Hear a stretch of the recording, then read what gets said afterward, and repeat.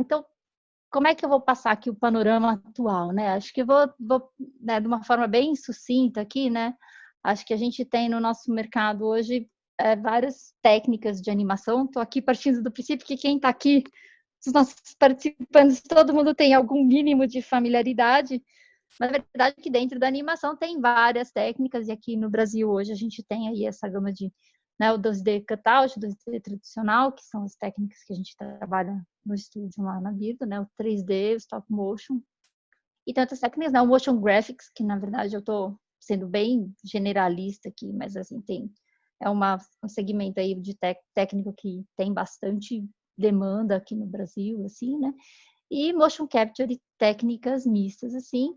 Então, a gente tem uma gama de técnicas de animação que também né, que a gente cruza com todo tipo do que a gente chama de né, os produtos audiovisuais, aí, enfim, de uma forma abrangente também, que vão do curta-metragem, do que é autoral ao que é comercial, várias aplicações, né, então TV, digital, cinema, né, enfim, e game, né, então, assim, eu acho que, de uma forma geral, a animação não se limita a um único segmento, né, nem só assim a uma determinada também tipo de coisa que você pode fazer, né? Então a gente tem aí uma série de estúdios atuando em todas essas áreas, né? Então começando aqui um pouco para falar para vocês do 2D tradicional, o 2D tradicional ainda se faz no Brasil, que ele hoje, claro, basicamente ele é o que quadro a quadro desenhado, né? Assim, especialmente no formato do longa-metragem, né? Para cinema ou TV, o curta, né? Que a gente fala bastante aqui do curta, porque o curta, acho que ele ainda é muito importante no mercado de animação, assim, apesar daqui no Brasil a gente sempre dependeu muito de edital, assim, porque é uma coisa que é sempre muito do independente, mas ele é a porta de entrada para o animador iniciante muitas vezes, assim, e é uma das poucas e é uma das chances que a gente tem de fazer um projeto de cabo a rabo, né? Assim. Mas enfim, voltando aqui, né? As ferramentas do 2D tradicional hoje tem as ferramentas digitais, né? E ainda o papel e lápis. Os softwares eu marquei aqui que notadamente tem o TV Paint, que ele é usado muito na Europa, assim, mas dá para fazer nos outros softwares como o Harmony, o Animate e o Photoshop, né? O 2D Cutout, que eu acho que no 2D hoje ele é o mais difundido, porque, especialmente por causa do mercado de séries animadas, né, que usam em larga escala, e aí tem os estúdios, né, brasileiros empregam bastante animador aí, né, e até pela facilidade de uso, assim, vamos dizer assim, tem muito animador iniciante que consegue já a produzir mais rapidamente, foi bastante difundido, assim, hoje o cutout, eu acho que no 2D, pelo menos, ele chega a dominar um pouco em termos do mercado de atuação aí, né, por conta das séries, e aqui também, notadamente, usa-se mais o Toon Harmony, né, mas a gente também tem produções em Animate, o antigo Flash, né, lá no Birdo a gente trabalha, na verdade, com os dois softwares, assim, e a gente também chega a ter cutout em Unity, né, especialmente na área de game, também, e outras aplicações que é possível também de operacionalizar, né. O Motion Graphics, ele especialmente aparece bastante em comerciais e vinhetas, assim, né, então tudo que é, assim, várias promos, vinhetas de televisão, documentário, assim, porque a base do motion graphics, que a gente chama, ele tem esse nome porque realmente é o gráfico em ação, assim, ele nasceu dos layouts ilustrados, que depois viravam animações, assim, né, a principal ferramenta é o After Effects, ele é muito, muito utilizado, acho que é um segmento bem grande aqui, especialmente por conta de publicidade, de institucional, assim, ele também, a gente tem uma produtividade alta na saída da técnica de motion graphics, e uma demanda bacana, assim, de uma forma geral, dos produtos nessa técnica, assim. Aí temos o 3D, né? O 3D, ele também, a gente vai encontrar todo tipo de produção audiovisual com 3D, né? Do curta para o comercial, para a vinheta, para o game. É uma área que, do ponto de vista técnico, assim, tem muitas especialidades dentro da própria 3D, né? Acho que das técnicas ele é um dos pipelines que tem mais segmentação. Tem gente que só modela, faz textura e tudo mais, assim. Então, assim, tem programação, ele é bem, vamos dizer assim, tem muita aplicação para o 3D. Eu acho que aqui no Brasil a gente tem vários estúdios, gente muita especialização desde gente que só ilustra, gente que anima, e muito o mercado de game, especialmente, é o mais difundido. Acho que no audiovisual são menos estúdios que trabalham com 3D para televisão, especificamente no Brasil, mas aqui tem o exemplo, né, da Tainá, que é um estúdio do Sul que faz. Então a gente, né, e eu acho que notadamente também aqui a gente tem muita gente bacana trabalhando, especificamente nas casas de publicidade, assim, né, o 3D brasileiro é bem, eu acho que é um segmento que ele é bastante avançado, assim, não deixa nada muito a dever com coisas de fora, assim, né. E as ferramentas mais comuns aí, né, o Maya, o Max, e aí tem outras que o Blender, que é open source, né? Então também tem, acho que tem vários jeitos tem mais softwares, eu acho, para trabalhar e ter de entrada no 3D, né? O Brasil também tem uma quantidade bacana, assim, não é uma quantidade bacana, mas acho que a gente tem uma produção muito relevante de stop motion. O stop motion, para quem não está familiarizado, é a animação com bonecos reais, assim, é filmado, então tem o set que é construído mesmo, o boneco é de verdade, e aí, né, tem a animação, ela é feita quadro a quadro, e, né, filmada em estúdio, né, e também temos desde longas e curtas, né, longas, acho que, obviamente, aqui demora mais para fazer, mas a gente tem aqui o exemplo do Minhocas, né, que é a galera de Florianópolis, do Anima King, né? Mas tem as séries também, né? E comerciais, né? Eu acho que a gente não fala tanto de stop motion, mas a gente tem muito animador muito bom aqui no Brasil, e a produção é bastante relevante mesmo, assim, do ponto de vista, assim, acho que levando em consideração que é uma técnica bastante específica, assim, exige muita infraestrutura da parte dos estúdios, mas ainda assim a gente tem uma produção que é legal, assim. Então, assim, dando, né, esse panorama aí geral, a gente vai ver que no Brasil a gente realmente, assim, consegue cobrir uma gama variada aí de projetos audiovisuais em diversas técnicas aqui, que eu coloquei, né? Então, que vão do 2D até o 3D, então tem muitos lugares que se você quer trabalhar com animação, assim, você não está restrita só, tem gente que fala, vou fazer animação, quero só desenhar. Não tem só desenhar, assim, é bem mais, né? É um mercado que é bem amplo, tem várias técnicas, dentro dessas técnicas, que eu vou mostrar para vocês agora, assim, a gente tem várias especialidades onde um profissional pode se colocar, né? Então, que é para onde eu vou, né? Então, aqui tem um pipeline, que é o que a gente chama de pipeline, é a linha de produção aí de uma série 2D.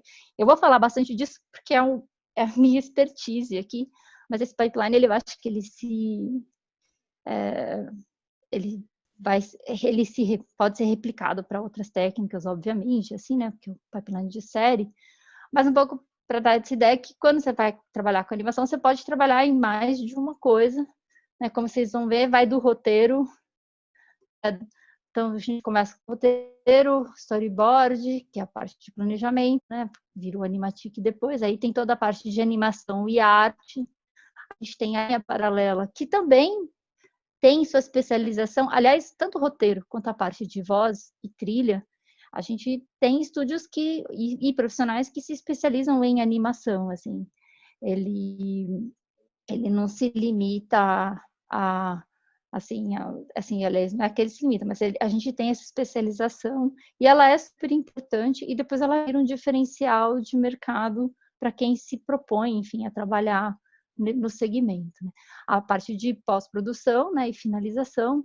Então, assim, dentro dessa linha de produção inteira, a gente tem uma série de ocupações aí né, de cargos, que a gente, vocês entenderem que não se limita a ter só o diretor animador, ou só, né, um animador, ou só um cenarista. Quer dizer, isso aqui eu coloquei aqui o animação 2D, né, de novo, né, a gente vai desde dos cargos de topo, né, do produtor executivo, né, passando por toda uma parte de apoio, na produção e direção, até os subdepartamentos aqui, onde a gente consegue chegar nos estúdios maiores, e também dentro aqui hierarquias que são também relativamente grandes, assim, de supervisão, artista, enfim, assistente. Isso falando, assim, acho que isso que vocês estão vendo é um organograma que é comum no Brasil, assim, mas a gente também, então, assim, mas, por exemplo, em outros mercados, a gente tem subespecializações dentro, por exemplo, da animação. A gente tem animador só de efeito, animador só de sequência de ação. Mercado japonês, por exemplo, é mais segmentado ainda, mais especializado do que isso, né? Então, assim, a gente tem, então, as posições de entrada, né? Que são as assistências, né? E às vezes os artistas. Dentro aqui a gente tem também variações aí de artista júnior até artista sênior, e vai subindo para as posições que são mais de produção e de direção, né? Então, acho que aqui, acho que a ideia é que a gente dá uma parada para responder perguntas, mas antes eu vou então passar aqui por todos os cargos que acho que vocês podem, eu acho que é interessante para quem está entrando conhecer cada estúdio. Por exemplo, você quer trabalhar na área que você estiver interessado, o que faz parte da linha de produção dela, para você poder entender onde você vai se colocar, porque não tem um único perfil, né? Como vocês estão vendo, o pipeline da animação, ele é muito grande, é muito abrangente, vai, né, de ator de voz. No 3D a gente tem modelador e rigger, e artista de textura e luz, né? Game tem programador, que às vezes também anima de um outro jeito, anima programando. A gente, dentro da linha de 2D, a gente também tem, é muito importante a especialização dentro dos departamentos de arte, de cenário e personagem, por exemplo. Então, assim, acho que a gente, aqui eu gosto sempre de falar, quando vocês quem quer entrar com animação, para entender um pouco como funcionam os estúdios, que tipo de trabalho as pessoas fazem, não se limita a só animar ou ser concept artist. A vida não está dividida né, nesses dois segmentos só, assim, a gente, né, tem muito mais rolando por aí, né. Acho que eu vou parar aqui agora para a gente responder algumas perguntas. Assim, a disseminação de um software, ele depende muito de várias coisas, inclusive da própria estratégia comercial da empresa que faz o software, né. O Unity, ele tem uma série de vantagens, ele já é muito difundido, assim, é que a tendência das casas de animação, a gente demora muito para assimilar coisas novas, uma vez que quando a gente começa a trabalhar com software, você treina a equipe, né? Então, hoje, uma grande parte ainda está dividida, né? Em Harmony, né? Ainda faz cutout, especialmente Estados Unidos e Europa, mas só para vocês saberem, tem muito estúdio na Ásia que anima no papel ainda. Então, assim, eu acho que a tendência ainda é ficar pulverizado. Pode ser que no mercado de TV, como o Unity, até por ser mais acessível, assim, talvez, dependendo da estratégia de divulgação, assim, ele consiga ganhar mais mercado, assim. A gente mesmo lá na Birdo sempre trabalhou muito com Flash, que é um animate. Foi uma curva para entrar no Harmony, né? Até a gente foi pegando alguns projetos. E acho que a gente hoje entende que é importante conhecer o que tem no mercado e tentar entender as vantagens que acontecem, né? As vantagens e desvantagens de cada um. Né? Que é sobre por que a produção de longas deixou de existir. Então, não sei se ela deixou de existir, mas a verdade é que é difícil, eu acho que não é por falta de vontade, eu acho que é a mesma dificuldade de vários produtores audiovisuais de conseguir levantar financiamento para um longa. Um longa de animação, ele demora mesmo para fazer. Eu acho que, assim, se você for ver o histórico dos longas animados brasileiros, assim, normalmente são produções que dificilmente duraram menos que 3 anos. Vai de 3, tem, né? Enfim, a média eu acho que vai de 3 a 5 anos de produção, e você tem que, né, a produção em si do longa costuma demorar de animação 1 ano e meio, então o produtor tem que estar muito preparado para conseguir passar por tudo e ter grana especialmente para fazer isso, assim, e acho que rola um esforço grande, né, porque aí você tem que ter também público interessado em assistir, né, que também eu acho que é uma coisa que sempre foi uma reclamação. A gente lá no estúdio não faz longa, mas dos colegas que a gente conhece, a gente sabe, assim, você faz o longa e você lança no cinema. Então, assim, você concorre com longa de fora do Brasil, é difícil, assim. Então, vamos dizer assim, o case do longa para a gente conseguir juntar a grana e fazer, ele é mais complicado. Então, assim, eu acho que teve acho que até para ser honesta, assim, eu não estou com as estatísticas aqui, mas eu acho que nos últimos 10 anos a gente teve bastante longa de animação comparado com, né, os anos anteriores, né? Digo assim, entre os anos 2000 a 2010, eu acho que 2010, os últimos 10 anos a gente até teve um volume relevante com o filme que foi premiado, né? O filme do Ale Abreu foi para o Oscar, então assim, mas a maior dificuldade é essa mesmo. Assim, talvez agora com a entrada dos streamings e o longa, às vezes, formatado para o VOD, assim, a gente consiga ter uma produção que gire mais, assim, né? E aí o foco fica na série, porque a série, ela costuma ser, digamos assim, mais fácil de financiar e de vender depois. Então o produtor acaba, ou vamos dizer assim, optando pela série. Você, sei lá, em 1 ano, às vezes 1 ano e meio, já consegue sair com o episódio e o seu investimento começa a retornar. Então os canais são interessados em adquirir a série, né? Mas o longa já é um pouco mais complicado mesmo, assim. Mas qual é o start para comercialização de um conteúdo para animação? Vem com uma necessidade da produtora em divulgar e vender os projetos? Ou vem com uma necessidade do player limitar seu catálogo de grade? Olha, para comercialização, eu acho essa sua pergunta, assim, é o famoso depende, porque depende da proposta da produtora. Se a proposta da produtora é ter um foco, né, acho que aí é muito da proposta da sua produtora. Você quer fazer você tem uma produtora de animação. Se você pode querer fazer os seus projetos e comercializar, você pode querer atender os players e aí fazer projeto para os outros.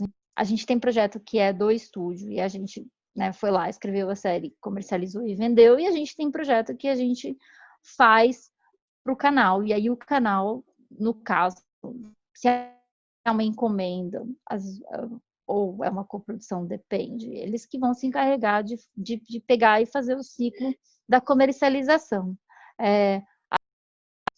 Da proposta que a produtora tem, né, na hora de fazer, na hora de se posicionar no mercado. Claro, assim, se fosse me perguntar, é mais fácil a encomenda vir do canal? É mais fácil, mas também você é tão restrito quanto o outro. A maior dificuldade de você querer comercializar o seu próprio produto é porque, em geral, você vai ter que financiar a sua série, ou o que for, assim, se você quiser fazer um curto ou um médio, qualquer coisa que você vai comercializar, você vai ter que levantar o financiamento e tudo mais. Sobre as animações independentes, né, que é a pergunta do Nicolas Lima aqui. Olha, a verdade, assim, já foi mais legal, assim, porque a gente tinha antes, né, o fomento dos editais, mas hoje eu acho que é mais difícil, assim, porque você que vai ter que separar o tempo, para poder, né, ter tempo e grana para você poder subir um curta. Então, eu conheço que faz curta, às vezes trabalha e faz um tempo livre, assim. Podemos, acho que assim, quando tinha o edital era mais tranquilo, porque você podia, né, sei lá, se rolasse a grana, você ia conseguir separar o tempo para fazer, né? E ter um certo, né, um suporte por trás, né? Mas hoje eu acho que é muito da vontade própria do estúdio, né, de conseguir. O que eu acho que é a diferença hoje no mercado é, primeiro, assim, que é mais fácil você divulgar o seu curta e dá, inclusive, para você comercializar o seu curta. Hoje tem, inclusive, plataformas digitais que fazem intermédio, assim. Então, assim, uma vez que você se propuser a fazer, tem muito jeito, assim, né? Que eu acho, assim, o drive de pegar, falar, eu vou fazer um curta de 2, 3 minutos, ou 5, né, enfim, a duração, quanto tempo você vai levar esse investimento, muito é do autor, assim, hoje ainda, no Brasil, né. Mas, pelo menos, eu acho que a gente consegue começar a enxergar que começou a ter uma movimentação de curtas que tem, pelo menos, um mercado de comercialização real, que antes eu acho que era mais difícil de chegar, assim. A animação é muito mais o tumbum. No Brasil, eu acho que como no 2D, especificamente, a gente tem muito cutout, e o cutout de série, como eu falei, o Tumbum Harmony, ele é dominante no mercado porque ele tem uma série de facilidades para produção em escala. Então, acho que assim, se você me perguntar, no mundo, não é necessariamente. A gente ainda tem estúdios trabalhando com várias técnicas, como eu falei, do papel. Na Europa tem muito TV Paint, que é mais desenhado, mais tradicional. É uma interface mais tradicional, um output mais tradicional também, assim, ou o próprio Flash também.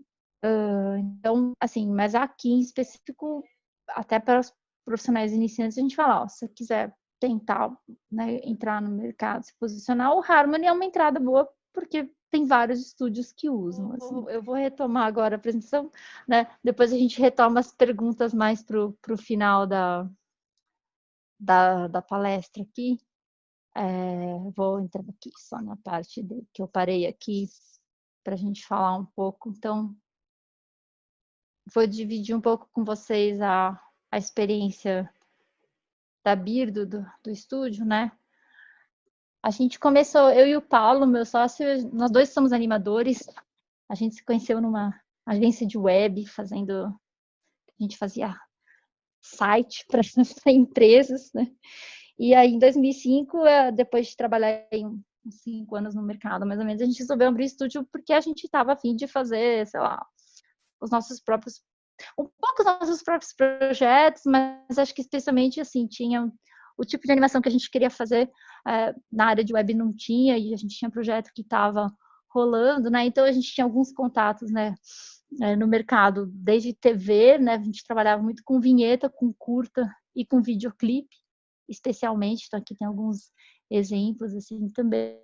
E a gente trabalhou também muito tempo fazendo animação para publicidade, assim.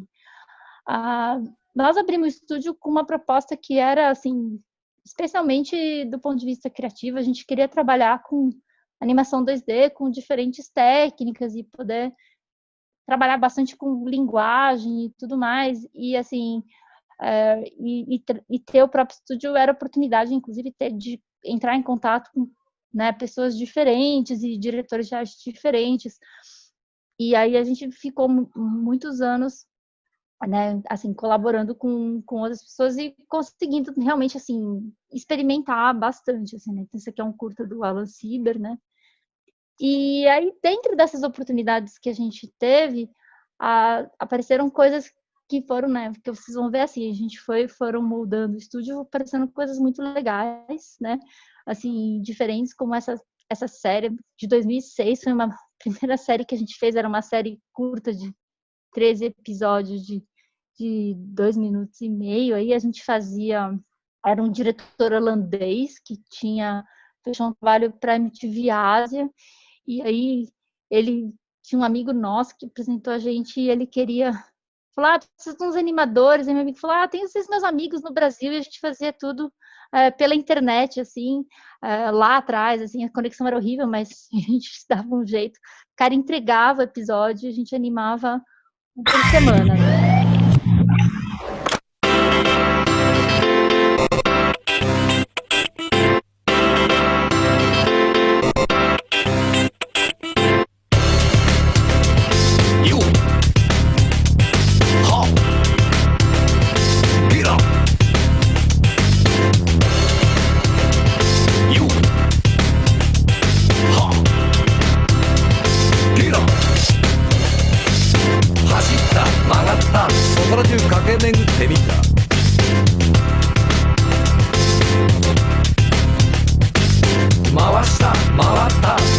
次第に転がした。くっ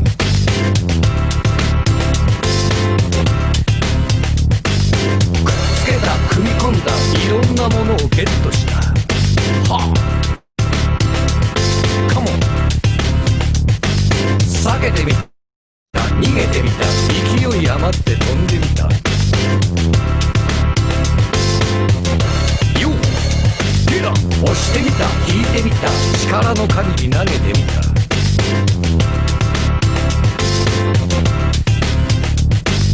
ぶつかった弾かれたものすごい衝撃が走った。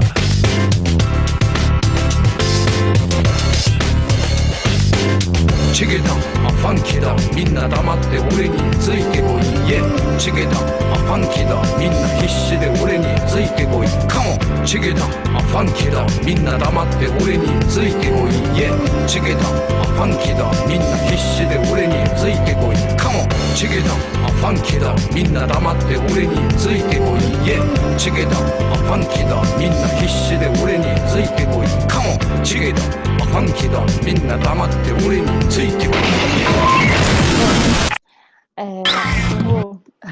Enfim, né? Então, assim, acho que aqui agora eu vou passar para vocês uma série de... A gente ficou, acho que uns 5 anos aí, pelo menos, sempre trabalhando nesse segmento de clipe, fazendo muita colaboração, né?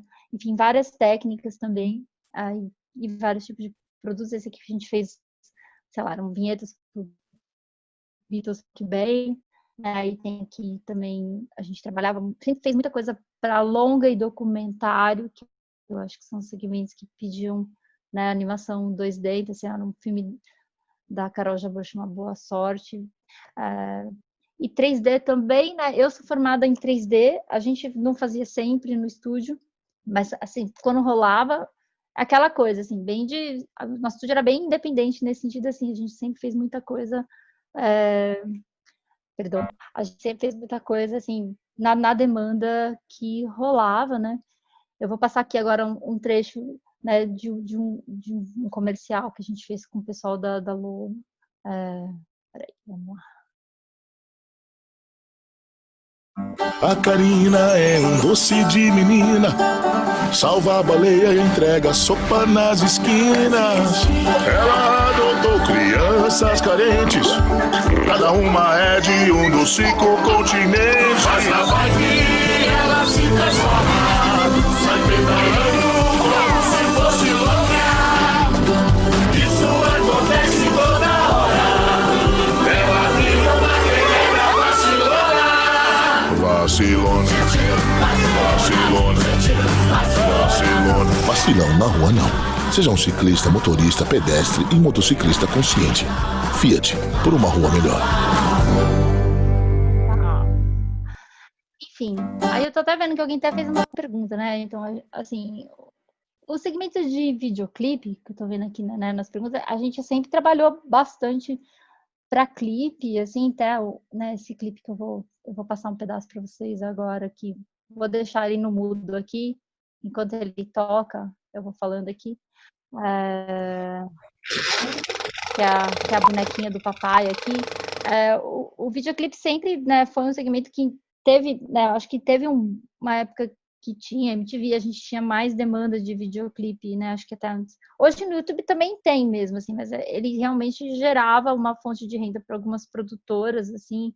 O clipe também sempre foi uma vitrine de animação, para animação importante, assim, né.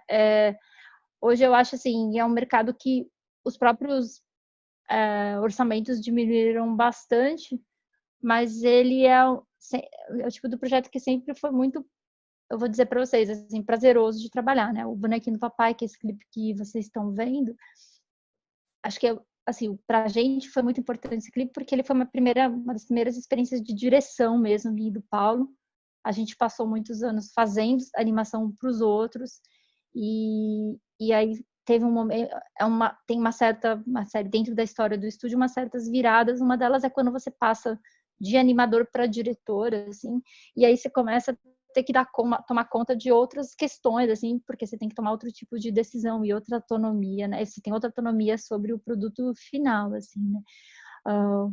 O clipe também, né, esse clipe em específico, ele ele era parte de um DVD bem bacana para uma banda chamada Pequeno Cidadão, assim. Eles chamaram várias produtoras para fazer esse, né, fazer era um clipe por produtora para as músicas de um DVD, assim, né? A gente tinha bastante liberdade criativa, assim. E assim, para a gente é isso, assim, foi uma oportunidade criativa de trabalhar dentro da técnica que a gente estava mais confortável, assim, e ter a oportunidade de dirigir também, assim, né? Ele rodou bem, assim, em festival, especialmente, né? Então, para a gente também, para a produtora, é uma vitrine de uma certa forma de divulgação, assim, porque acessa também muita gente, né? Vou seguir agora aqui na apresentação, só para não ficar, né? O Bonequinho do Papai, ele foi um clipe de 2010. Nessa época a gente já tinha aumentado a equipe do estúdio um pouco aí. Vocês estão vendo aí, tem aí 8 pessoas, comigo e com o Paulo éramos 10, assim. Então a gente sempre foi aumentando o estúdio devagarzinho, como vocês, a gente sempre começou fazendo projeto, né? Ficamos muitos anos fazendo projeto pequeno mesmo, assim, pequeno assim, na minutagem, né? Acho que na maior parte das coisas eram filmes de 30 segundos, ou de 2 minutos, ou segmento de documentário, na maior parte, assim, não passava dos 3, 4 minutos. Nossa preocupação sempre foi muito de trabalhar bem a parte técnica do 2D e da arte que a gente estava trabalhando, e com a equipe pequena sempre foi muito bacana de conseguir controlar a qualidade e ter troca com os animadores, né? Então aí aqui também coloquei aqui alguns curtas que a gente fez também nessa época ainda, né?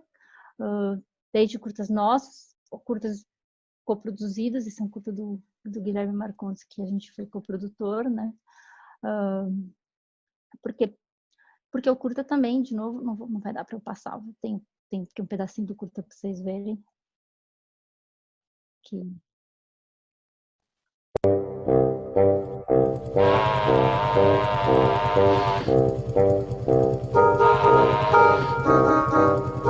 acho que porque vocês entenderem que dentro do desenvolvimento de linguagem e da própria maturidade do estúdio, o curta ele permite mesmo que você possa, né, você vai dirigir, vai cuidar do cabo a rabo, é o que eu falei, assim, né, do roteiro até a entrega, né? Então, assim, toda vez que dava, a gente encaixava, né, um curta dentro dos nossos projetos aí, né? Então, o caixa que vocês estão vendo, por exemplo, hoje ele está em plataformas, né, tipo, e roda bastante em festival, né?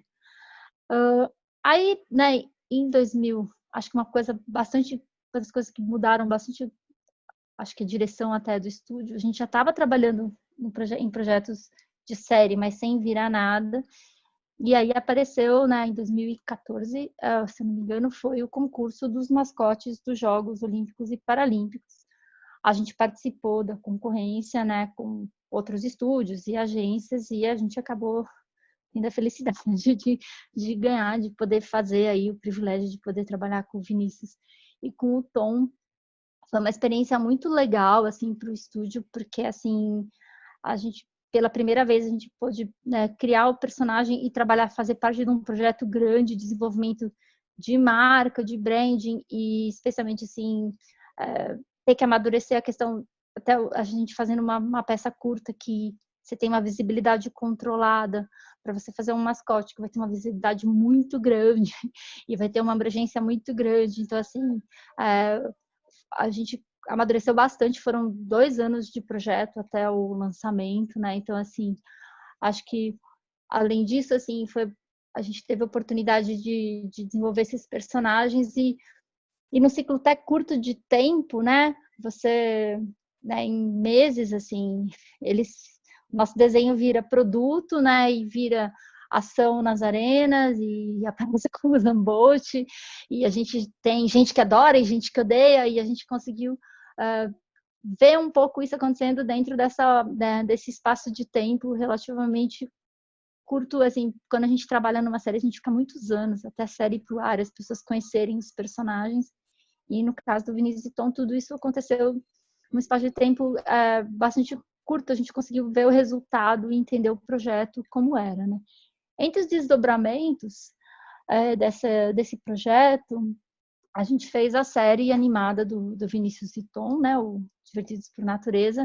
Foi uma encomenda do Cartoon Network, que eram 32 episódios de 3 minutos. A gente teve que produzir relativamente rápido nesse espaço aí de um ano, porque ele tinha que ser, era uma série que tinha que ser divulgada, né, no ano olímpico, né, em 2016 no caso, né, então aí a gente produziu tudo do roteiro até a entrega, né. Aqui eu trouxe para vocês verem, essa é uma peça menos conhecida do Vinícius e Tom, que é um comercial que a gente fez para a Panasonic. Esse filme é feito a 60 quadros por segundo. Não sei se vai dar para...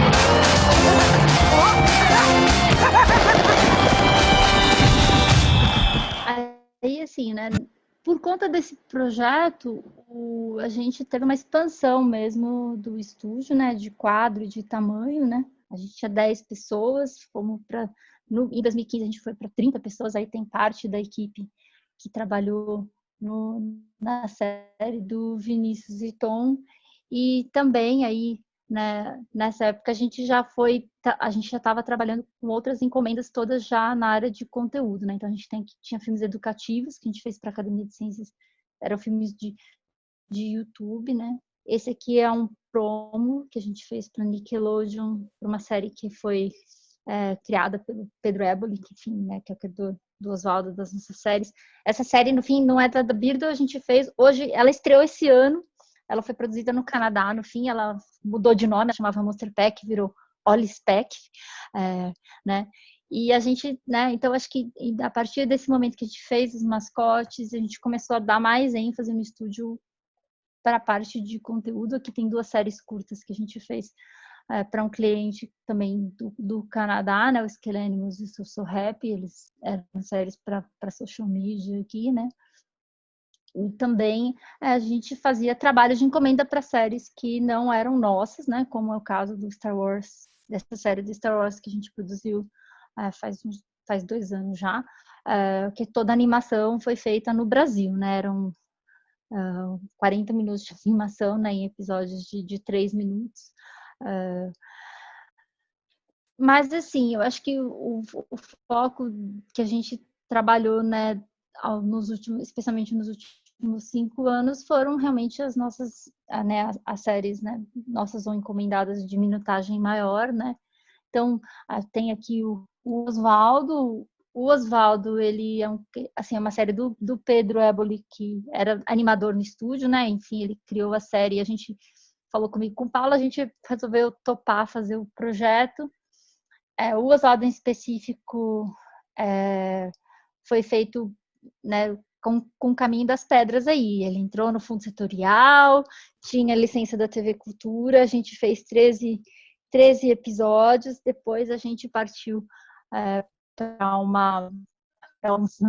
uma segunda temporada maior, né, para chegar com 52, né, aí já num outro esquema, assim. Então, basicamente, assim, né, não sei quem conhece a série, mas, enfim, ela é muito baseada na infância, na própria infância do Pedro, né, e a gente fez o Oswaldo sobre esse menino pinguim. A gente não fala muito que ele é um pinguim, né, mas ela é bem feita pro Cartoon Network, assim, que é baseada na história desse menino meio desajustado e seus amigos, né, bem na faixa etária do 9 a 11 aqui, né, então aqui tem alguns desenhos de produção.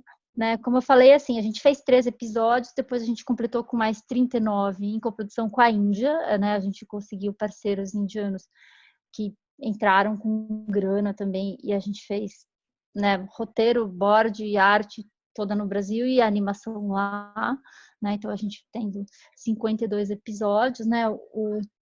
Acho que a gente está bastante contente com a performance da série no geral, apesar de ser, isso, a gente começou o Oswaldo em 2012, conseguiu estrear a série, né, na verdade em 2017, e aí agora, né, durante 2018, 2019 a gente produziu mais esses 39 episódios que agora a gente estreou, né, no Cartoon, né, o Cartoon é a casa do Oswaldo aqui no Brasil, em outros países, né, ele passa no Cartoon Itália, passa no Disney no Sudeste da Ásia, a gente agora passa no canal Gulli na França, nós estamos aí, eu acho que ele foi para um ciclo assim mais normal de conseguir comercializar, né, e a gente entender um pouco a performance do projeto em outros países, né. O Oswaldo também, ele é a nossa primeira experiência, né, como ele é uma série que é da Birdo mesmo, né, do estúdio, nasceu lá e a gente é dono da série, a gente fica mais corajoso para tentar fazer outras coisas, como, né, um game, ou tentar fazer iniciativas de licenciamento. A gente ainda não tem esses produtos, mas eu acho que ele sempre foi meio um piloto para a gente, é a nossa primeira série, é o primeiro tudo. No fim, a gente usa ele para ver onde vai dar. Vamos fazer um social media? A gente pode. Vamos tentar contratar uma empresa de licenciamento e ver se alguém quer o produto. A gente também está tentando, assim, e ainda entendendo como é que se comporta uma série que é sua, um produto que é seu, né? Acho que assim, a gente tem muito case bacana no Brasil de série para criança que performou bem e virou produto, mas acho que tem muita gente que nem a gente, que tem uma série na TV para uma determinada faixa etária, passa lá e a gente ainda tem que entender quando é que a nossa série vai desdobrar para outras coisas, se é que vai, como é que funciona. Então, acho que assim, na trajetória do estúdio, tudo também é um grande aprendizado, assim.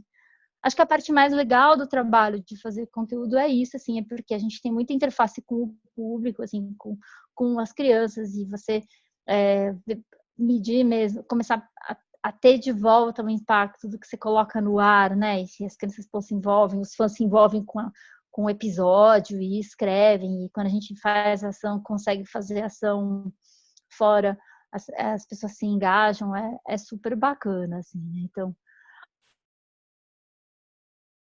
vocês estão prontos para o rock and roll? Sou Osvaldo. Eu acho que sou popular. Sim, é o Pato Joinha.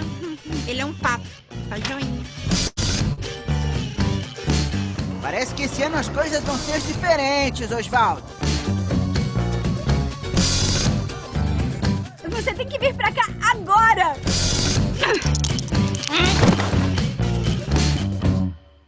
A gente não é casado. É união estável. Tipo amizade. Por que seus pais têm essas roupas mesmo? A moda cíclica. Olha lá! O primeiro disco voador tá chegando!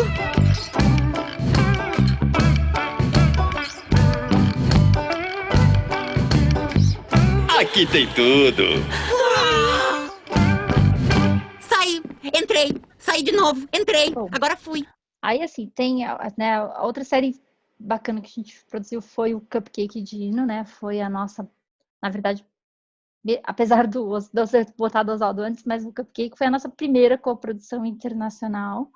Ela também é uma série também que o Pedro tinha criado.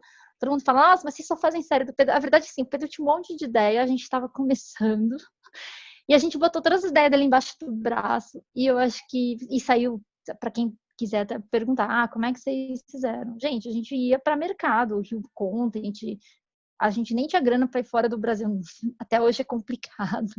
Bom, ainda mais a situação que a gente está, mas assim, é isso, você vai nos mercados, leva seu projeto embaixo do braço, senta nas mesas e leva. Claro, acho que assim, o timing das coisas ajuda, né? Quando a gente foi levar esses projetos todos, o mercado aqui estava começando, né, a aquecer, tinha algumas, quando a gente, 2012, entre 2012 e 2015, que foi quando a gente levou esses primeiros projetos, já tinha algumas séries legais no ar brasileiras, né? As coisas da Pinguim, do 2D Lab, especialmente, assim, né? O Amigãozão, né? O Peixonauta já estavam no ar. Tinha um interesse grande dos players em produções brasileiras, e acho que a gente foi beneficiado, claro, pelo perfil dos projetos e pelo fato da gente estar trabalhando neles num mercado que estava afim dos nossos conteúdos, né?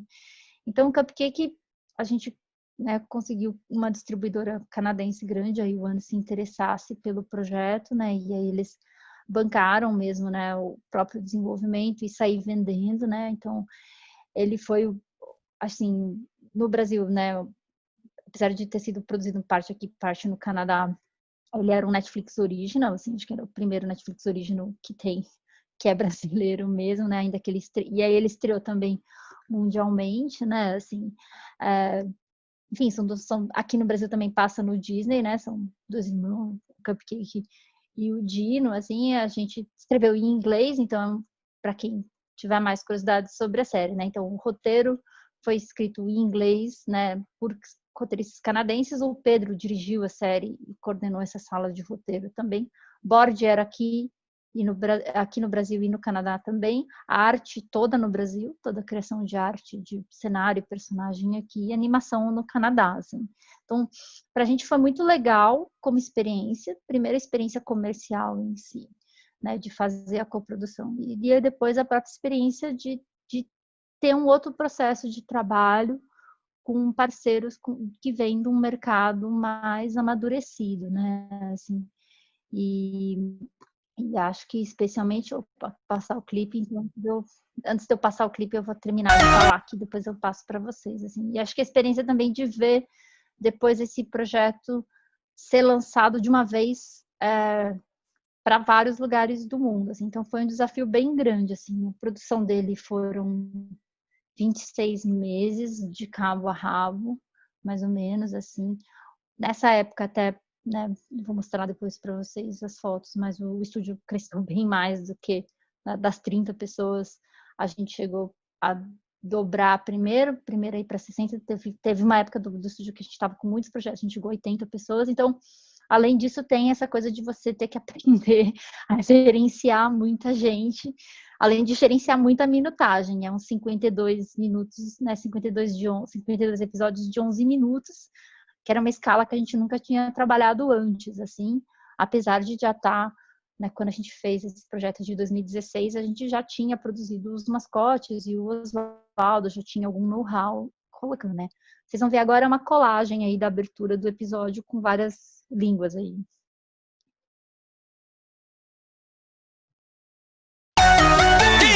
Cupcake and Dino, Cupcake and Dino. General Services, that's what we do. Cupcake Dino, Cupcake Dino. Serviços gerais. Fratello mio! On peut brosser! Faz pastorei! Ninja no Otodokemon! Cupcake Dino, Cupcake Dino. Serviços generais. Aí eu acho que tem um pouco da equipe, que ela foi aumentando, então são equipes dos dois projetos na época, a gente estava animando o Papai Abu e o Cupcake Dino, né? Então, assim, hoje como é que a gente está, né? Hoje o estúdio, agora, na verdade, acho que a gente está com umas 60 pessoas. A gente está, obviamente, todo mundo remoto, em home office. Acho que dentro do que a gente rola hoje, né? A animação, acho que é um dos segmentos que a gente conseguiu, todo mundo, os estúdios aqui, é um dos poucos que conseguiu tentar não deixar a peteca cair, os projetos continuarem rolando, apesar dessa situação terrível que a gente está vivendo hoje, assim. Já tem muita ferramenta que permite o trabalho remoto, inclusive ele é o modelo de alguns outros estúdios. De qualquer forma, hoje no quadro da Bíblia, nós estamos com 60 pessoas, nós estamos com 2 projetos, na verdade nós vamos ter um terceiro entrando, então assim, né, a gente deve expandir nesse modelo mesmo, assim, né, já estamos aí, né, num outro ponto mesmo, em termos da empresa em si, né, então, vou passar aqui rapidamente, né, a gente continua fazendo prestação de serviço, né, a gente está produzindo ainda o Clube da Nitinha, que é uma série que a gente foi uma encomenda da Anitta, primeira temporada foram 10 episódios que compuseram um DVD e depois foram pro Gloob. Aí o Gloob encomendou mais 52 episódios de 5 minutos, a gente já produziu 26, agora a gente produz mais 26. Esse projeto é uma prestação de serviço, então a gente ainda faz projetos dos outros, de cabo a rabo, assim, né, também, né. Essa série agora a gente também está produzindo, é uma série que é uma coprodução com uma coprodutora brasileira, que é a Chatrone, né, mas ela é agora uma série do Discovery Kids, chama Badabim. Está em pré agora, começando a fazer storyboard, né, dessa série. Se tudo der certo, ano que vem tá no ar aí. E também outra série que a gente está produzindo agora, esqueci, eu vou fechar para mostrar para vocês, porque ele é bem bacana, que é o Ninjin, né? O Ninjin, ele nasceu, é uma coprodução do Cartoon, da Birdo, e de uma produtora de game que chama Pocket Trap. A galera da Pocket Trap, eles são desenvolvedores de game, né, e os meninos, eles tinham esse game que é o Ninja Clash of Carrots, que foi lançado no ano passado, na verdade, né, eles também, game, eu não vou falar muito da linha, né, da produção de game, mas também é um ciclo que apesar de ter uma certa agilidade, também tem lá, né, demora um pouco para sair, demora 1, 2 anos, dependendo do game casual mais rápido, é óbvio, mas o Clash of Carrots foi para PS4, não, PS4 ou 3, agora eu não lembro, mas para Switch também, então assim, mas ao mesmo tempo que eles estavam fazendo o jogo, eles também tiveram a ideia de já levantar um projeto de série e eles conseguiram que o Cartoon se interessasse, assim, mas eles era uma desenvolvedora de game e a gente já estava trabalhando com o pessoal do Cartoon em outros projetos, né, é uma parceria de alguns anos, assim, e eles chamaram a gente, vocês não querem ser coprodutores desse projeto de série? E a gente super topou, assim, porque o conceito era super legal, assim, e era uma série de ninjas e de ação, que era uma experiência que a gente ainda não tinha. Acho que tem uma outra coisa sobre o Ninjin, que é o perfil, que eu vou voltar aqui para vocês verem. A nossa primeira temporada tinha formatos variados, né? A gente tinha aqui o 1 minuto, o 3 minutos e agora a gente produziu 5 de 7 minutos, agora a gente está trabalhando já em mais 21 episódios, se tudo der certo, no começo do ano que vem eles devem estrear, assim, né? Então ele tinha formatos variados que eram também uma experiência de próprio trabalhar storytelling diferente, também muito bacana, assim, né? Então, agora a gente está com esse projeto também fazendo, né? Aí, de novo, aí a 4 mãos, né? Muitas mãos, né? A gente trabalha junto com o canal e outra produtora vai do roteiro até a pós, assim, né? Acho que uma das coisas legais é que o Cartoon tem muito essa visão de que a gente, né, de entender o projeto e tem, né, eles conseguem também, o canal é legal porque eles conseguem também lançar em outras plataformas. Então, a gente produziu o quadrinho, para o próximo ciclo a gente também deve fazer tirinha em quadrinho também, desse entendimento que quando você tem um projeto, né, uma propriedade intelectual que a gente fala, né, que são esses personagens e a história, que a gente tem que trabalhar em várias mídias, porque se trata muito de você fazer interface com o seu público, assim, né, muito você ter pontos de contato, quanto mais pontos de contato, mais forte é a relação que o público cria com a sua, né, com o seu desenho, criação, enfim. E mais bacana, mais potencializa mais o projeto, né? Aqui tem um clipezinho aqui do Ninjin. Meu nome é Ninjin. Sou descendente dos grandes ninjas coelhos da Guerra do Bambu.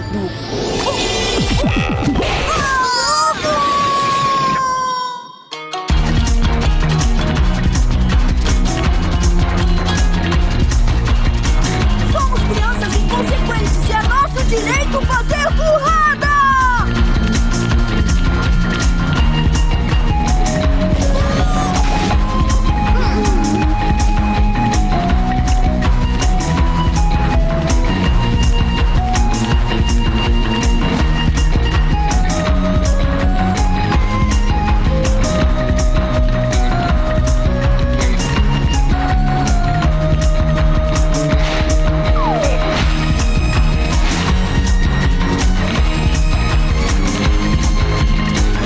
Dia de glória chegou!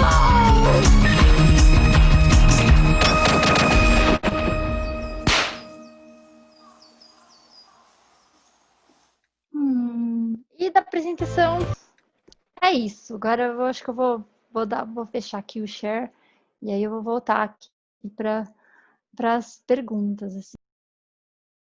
Então, eu acho assim, o setor da educação, eu acho que a coisa dos... eu esqueci como é que chama, né? Mas tem os materiais didáticos que são um apoio as próprias coisas de EAD, de ensino à distância, né? E a própria necessidade acho que eles são objetos educacionais, alguma coisa assim, dos próprios livros didáticos, que é uma exigência do MEC, criaram um mercado, um segmento legal de educação, assim. Potencialmente, assim, tem muito mercado, não é um mercado que trabalha com orçamentos muito grandes, mas ele tem uma demanda. Eu acho que, assim, a gente mesmo, por exemplo, eu acho que é complicado, acho que depende do perfil do estúdio e do ponto que você tá, a proposta que você tem de você montar uma equipe para atender esse segmento é bem bacana, porque, inclusive, é um segmento que a educação tem uma expertise específica, assim, que você tem que saber trabalhar com uma equipe educacional, você tem que saber, quando as nossas experiências sempre de trabalhar com institucional para educação, você tem uma parte muito grande que você tem que trabalhar junto com a equipe pedagógica para criar um roteiro ou um board que transmita mesmo a informação, não é só fazer entretenimento, que tem que ficar bonito e mexer, porque tem alguém do outro lado que precisa aprender alguma coisa, assim. Então, a gente entende que é um trabalho bastante, né, específico e tem uma demanda legal, assim, tem alguns estúdios que só fazem isso mesmo, assim. A gente lá no estúdio, a gente até recebeu algumas demandas, mas a gente sente, assim, que existe, a nossa expertise é outra, assim, e aí para a gente atender, às vezes, ou o orçamento, no nosso caso, não é compatível com a equipe que a gente tem, e aí a gente acaba não montando muito, assim, né? E a realidade virtual e estendida também é um segmento bem estendida, não sei, eu tenho que admitir que eu não sei o que é, se alguém souber aqui, por favor, me fala, mas realidade virtual, eu não sei, eu consigo falar um pouco das pessoas que eu conheço, né, dos escritórios que eu conheço.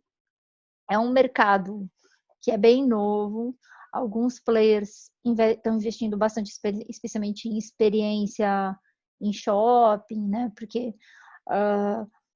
E eu acho que tem um potencial grande, eu acho que a partir obviamente ainda tem, acho que hoje elas estão muito mais com as empresas que têm grana para investir em tecnologia, porque é isso, assim, ele ainda não encontrou um espaço comercial, vamos dizer assim, robusto o suficiente, mas potencialmente tem tudo para chegar lá, assim, porque os resultados das experiências virtuais, elas são, né, de realidade virtual, são muito bacanas, assim, e aqui no Brasil até faz-se coisa bastante sofisticada, tem o pessoal do Árvore, que inclusive foi premiado, né, na Bienal de Veneza, tem desde curta até as próprias experiências em si, e é um campo muito novo, assim, acho que aqui é aquela velha história, coisa que tá um pouco devagar, assim, para decolar, né, efetivamente, para a gente conseguir ver. Aqui falta um pouco de investimento, né, e de mercado que consuma mesmo, assim,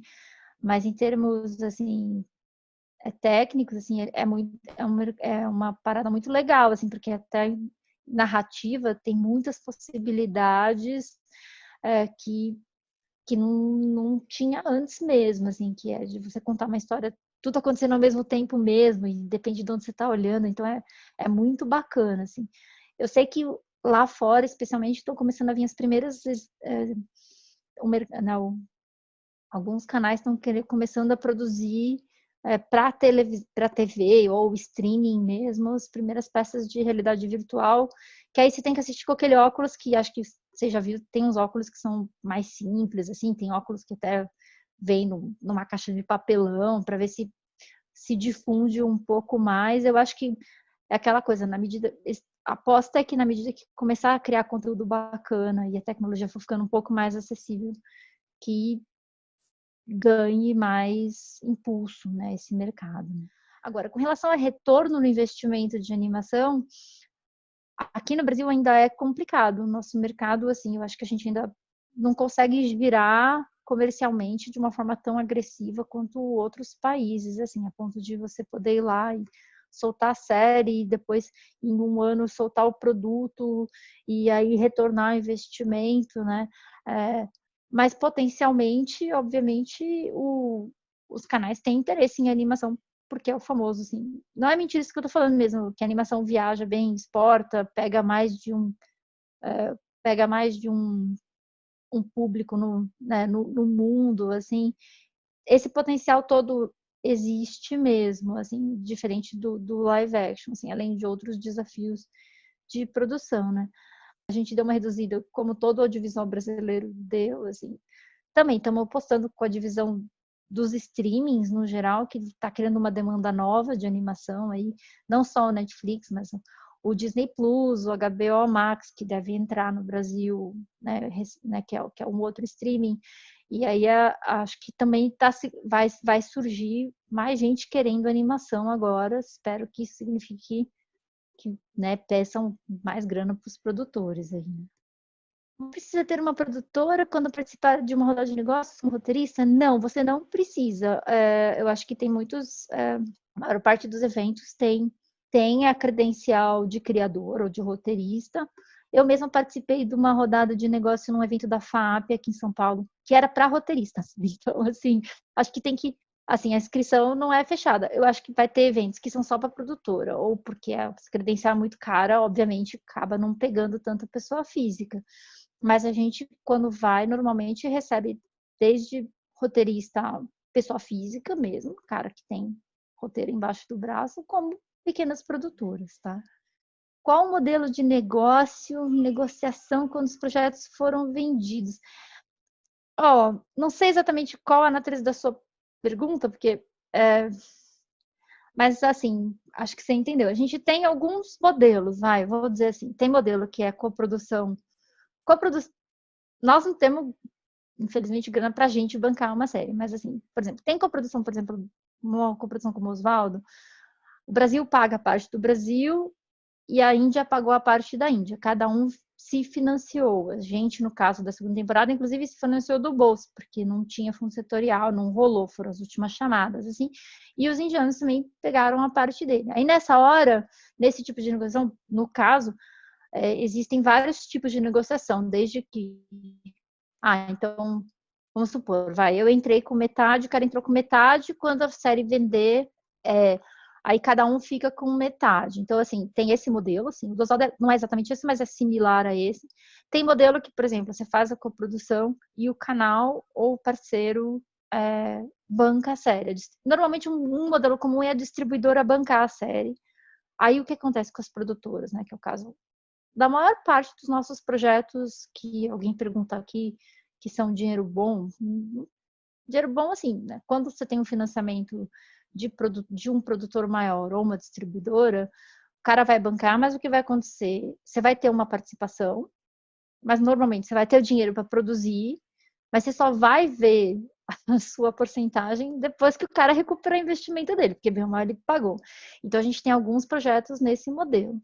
Quando a série é sua, você começa, obviamente, a ter retorno financeiro antes, mas você também fez o investimento do bolso. Então, a gente tem desses dois modelos, assim, e a gente tem, né, também prestação de serviço, que aí é mais pragmático. A série não é nossa, a gente não tem nada, a gente recebe para fazer o produto, tá?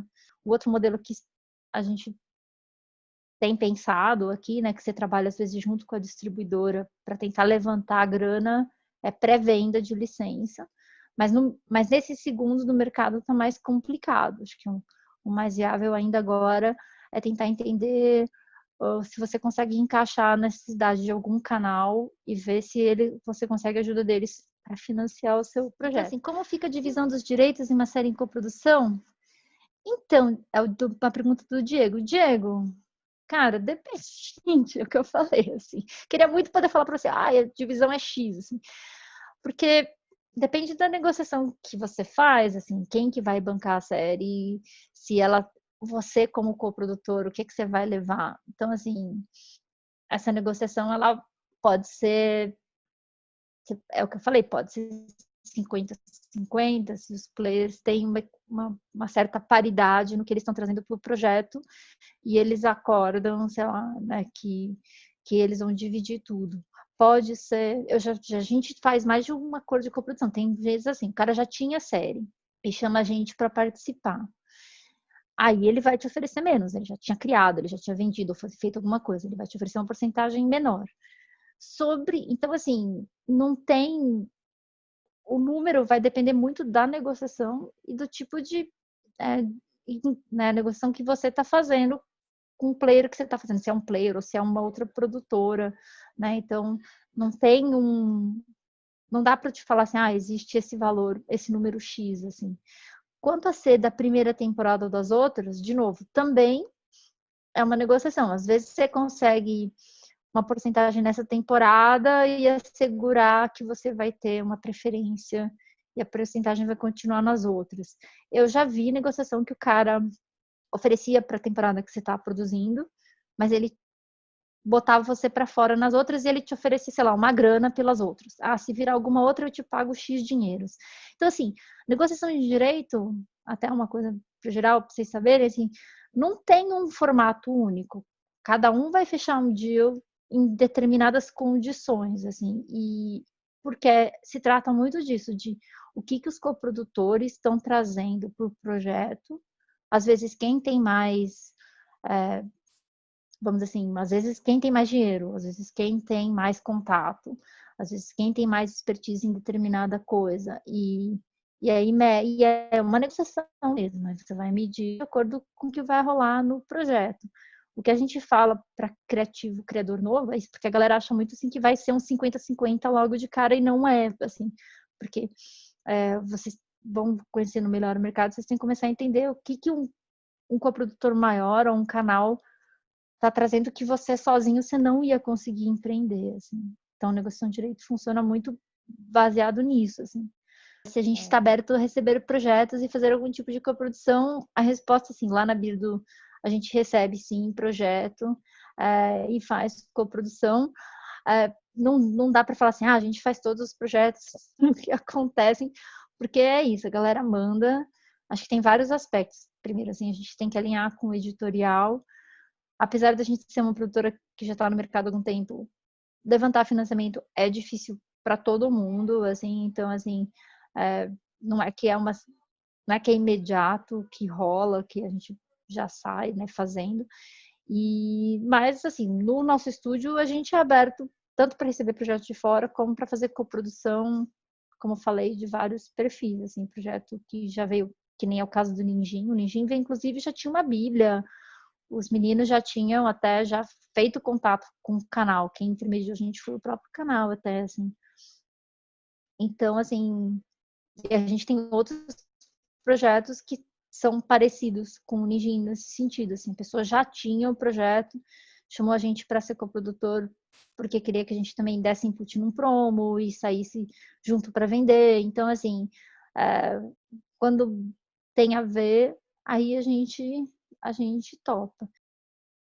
Que é isso aí também. E aí também quem quiser também ver mais coisas do estúdio, entrar em contato por e-mail, tem os contatos, né, no próprio site lá, assim, né? Enfim, a gente...